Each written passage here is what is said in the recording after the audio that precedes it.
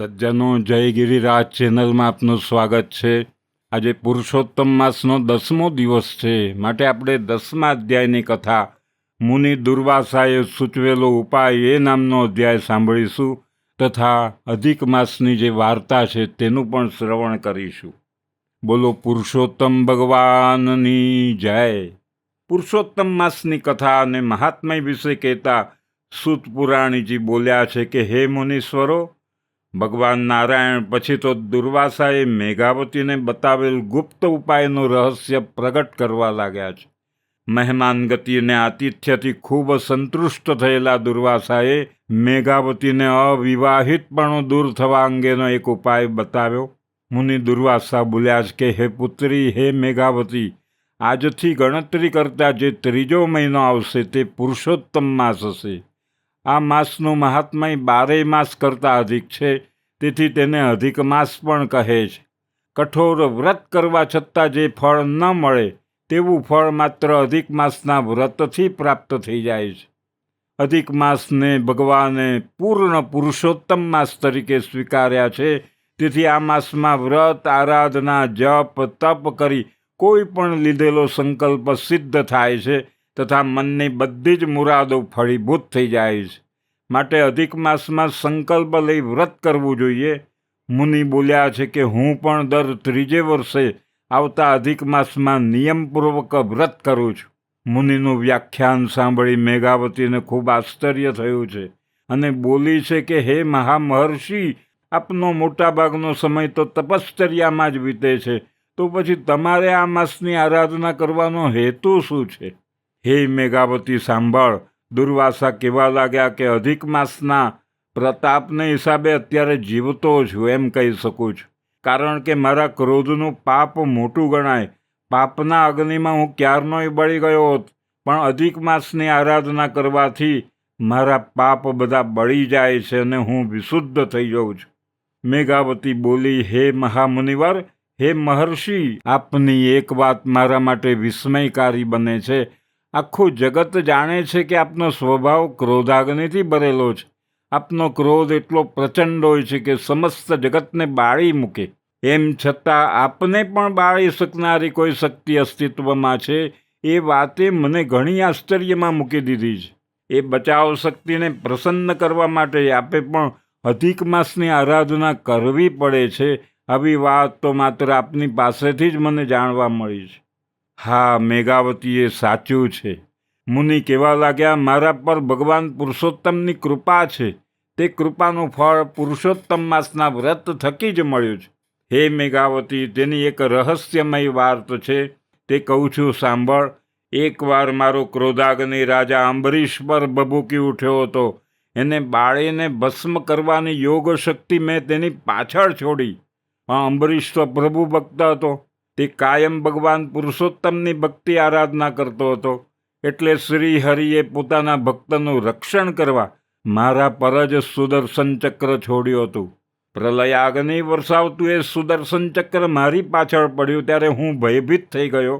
મેં આંખો જ મીચી દીધી. મેં મારા રક્ષણ માટે પ્રભુનો સહારો લીધો. પ્રભુએ દિવ્ય શક્તિ દ્વારા મને સંકેત કર્યો, એટલે મેં તત્કાળ પૂર્ણ પુરુષોત્તમ ભગવાનનું સ્મરણ કર્યું અને ભગવદ સ્વરૂપ અધિક માસનું વ્રત કરવાનો સંકલ્પ કરી લીધો. પરિણામે અધિક માસની આરાધનાનું ફળ મારી ફરતે કવચરૂપી બની ગયું હતું.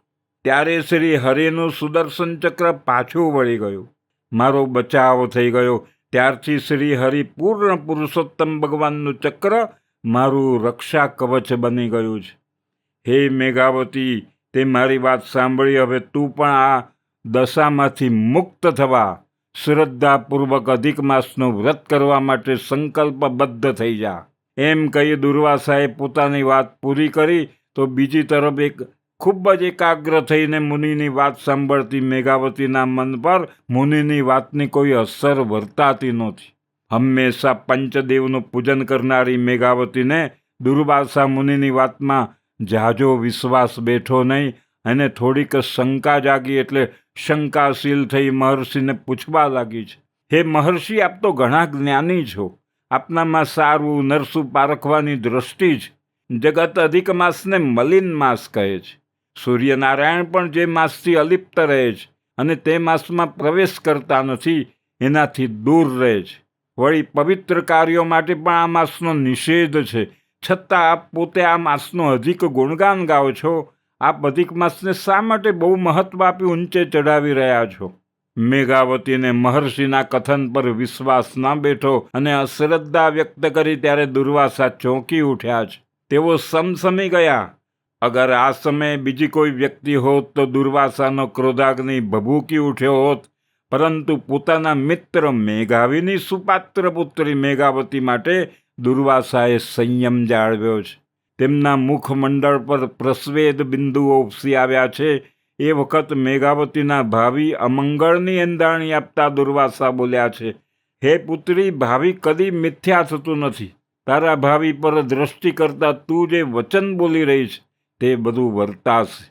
અશુભ ચિહ્નો સૂચવે છે કે તું આડકતરી રીતે પુરુષોત્તમ માસનો અનાદર કરી રહી છે. તે અધિક માસનો તિરસ્કાર કર્યો, એનું ફળ તારે ભોગવવું જ રહ્યું છે.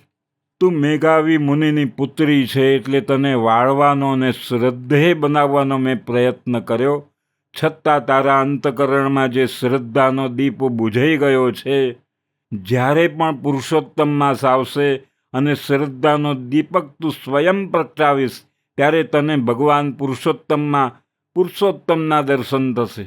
ત્યારે તને ભગવાન પુરુષોત્તમના દર્શન થશે અને ત્યારે જ તારો ઉદ્ધાર થશે. આમ અગાઉથી આગાહી કરી મહર્ષિ દુર્વાસા તરત જ ત્યાંથી બદરી કેદારનાથ ભણી ચાલી નીકળ્યા છે.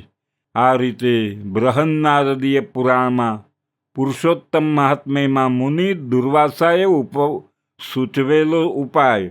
આ રીતે બૃહન્નારદીય પુરાણમાં પુરુષોત્તમ માસના મહાત્મ્યમાં મુનિ દુર્વાસાએ સૂચવેલો ઉપાય નામનો 10મો અધ્યાય પૂર્ણ થાય છે. બોલો શ્રી કૃષ્ણ કનૈયા લાલ કી જય. પૂર્ણ પુરુષોત્તમ ભગવાનની જય. હવે આપણે અધિક માસની વાર્તા પુરુષોત્તમ પધાર્યા છે એ નામની વાર્તા આપણે સાંભળીશું. સજ્જનો, પવિત્ર પુરુષોત્તમ મહિનો બેઠો છે. ગામમાં ભક્તિભાવ ઉભરાયો છે.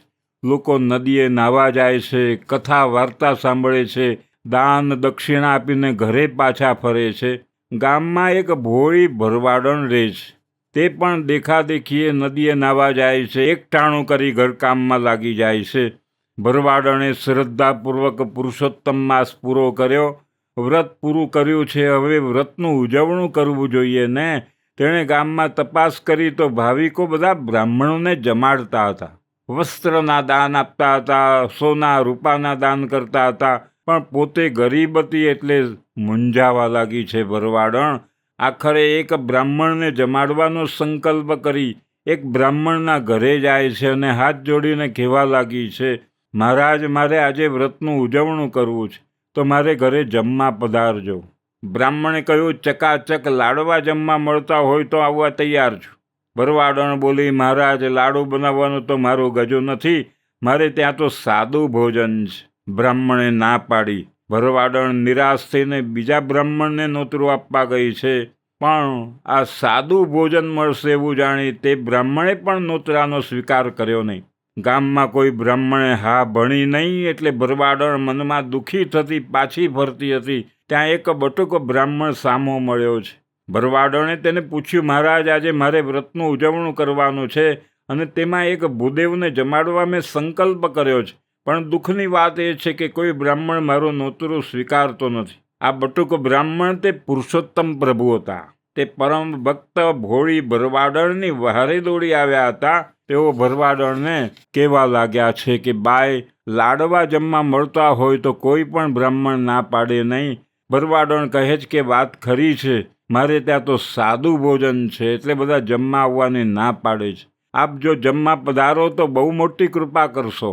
બટુક બ્રાહ્મણે ઘેંસ અને છાશનું ભોજન લેવાનો સ્વીકાર કર્યો છે. તે ભરવાડણ સાથે ઘરે ગયા છે. ભરવાડણે રાંધવાની તૈયારી કરવા માંડી એટલે બટુક બ્રાહ્મણે કહ્યું, બાઈ, અમે તો બ્રહ્મચારી છીએ, બીજાના હાથની રસોઈ જમીએ નહીં, માટે મને સીધું આપો, હું જાતે રાંધીને જમી લઈશ. જલ્દી સીધું આપો, મને બહુ ભૂખ લાગી છે. ભરવાડણે બધી સામગ્રી બટુક બ્રાહ્મણ આગળ મૂકી આ તો પુરુષોત્તમ ભગવાન હતા ને, તેમણે ઝટપટ રાંધીને સાદું ભોજન કરી લીધું છે અને થોડી પ્રસાદી ભરવાડણને આરોગવા આપી છે. થોડી વારે બટક બ્રાહ્મણ જવા માટે ઉઠ્યા છે ને ભરવાડણને કહેવા લાગ્યા છે, બાય, તમે થોડી સુધી મને મૂકવા આવો. ભરવાડણ તેમની સાથે ચાલવા લાગી છે. તેઓ થોડુંક ચાલ્યા હશે ત્યાં રસ્તામાં એક ઝાડ આવ્યું. આ આંબળાનું ઝાડ હતું. તેના પર પુષ્કળ આંબળા લાગેલા હતા. બટુક બ્રાહ્મણ તો આંબળા તોડવા સડસડાટ ઝાડ પર ચડી ગયા છે અને એક પછી એક ડાળીઓ હલાવવા માંડી છે, એટલે આંબળા ટપોટપ નીચે પડવા લાગ્યા છે. પછી બટુકજી આંબળા ખાતા ઉતર્યા છે ને બોલ્યા, બાઈ, આ બધા આંબળા લુગડામાં બાંધીને ઘરે લઈ જાઓ, તે તમને ખૂબ જ કામ લાગશે. હવે હું મારા રસ્તે પડી જાઉં છું. આટલું કહેતા પુરુષોત્તમ પ્રભુ અંતર ધ્યાન થઈ ગયા છે. ભરવાડણ આંખો ચોળીને જોવા લાગી કે બટુકજી એટલી વારમાં ક્યાં જતા રહ્યા. પણ પ્રભુની લીલાનો પાર કોણ પામી શક્યું છે? એ તો આંબળાની ઘાસડી માથે ચડાવી ઘેર ગઈ. જમવા માટે છાશ અને સાદું ભોજન ખાવા જાય છે તો ઢાંકેલા વાસણમાં વિવિધ જાતના પકવાનો દીઠા છે એણે. એવામાં તેની નજર આંબળાની ઘાસડી પર પડે છે.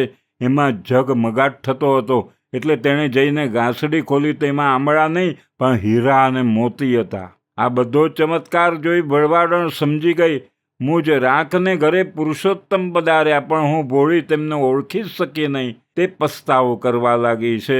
આ તો મેં પ્રભુ દર્શનનો લહાવો ગુમાવ્યો. હવે પ્રભુ ક્યારે પધારે, હું તેમના દર્શન કરીને દેહ પાવન કરું. ભરવાડણે તો અન્ન જળનો ત્યાગ કર્યો છે અને પુરુષોત્તમ પ્રભુને યાદ કરીને આંસુડા સારવા લાગી છે. એની ભાવપૂર્વકની ભક્તિ ફળી છે. પ્રભુએ પ્રાર્થના સાંભળી છે. તેઓ વળી પાછા બટુક સ્વરૂપે ભરવાડણને દર્શન આપી અંતર ધ્યાન થઈ ગયા છે. ભગવાન તો ભાવના ભૂખ્યા છે.